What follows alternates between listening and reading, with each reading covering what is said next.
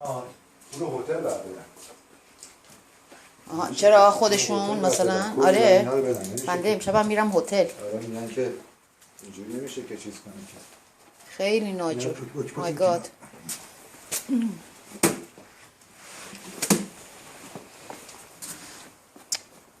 Into it is old. Oh my god.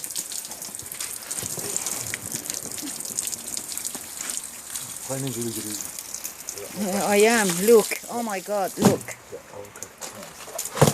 It's all the toilet water came in as well.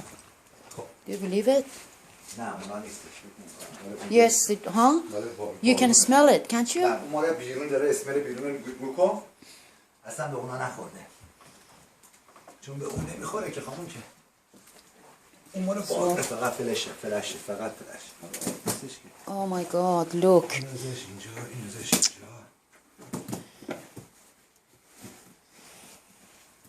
This must be as well. جمعش میکنی Oh god. خب همون که عکس گرفتی خیلی خوب دستش. Look. Water underneath. Oh god. ببین بلنشو یه زنگ بزن همین ولش کن. یه زنگ بزن بگو من جا چیکار کنم شما من راهنمایی کنید.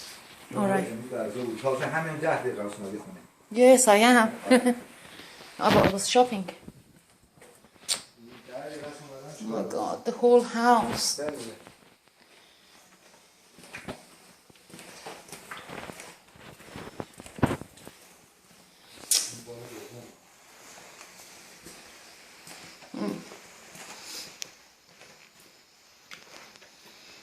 Shower.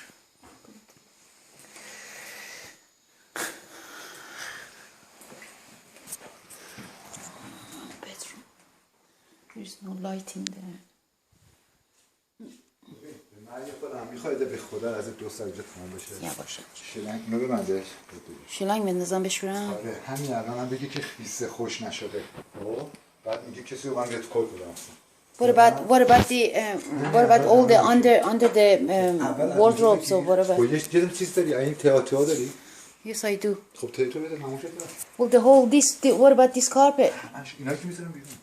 خب میخوای اول من زنگشون بزنم آخه اینا رو. بگو من نمیتونم که بعد هایر کنم استریت.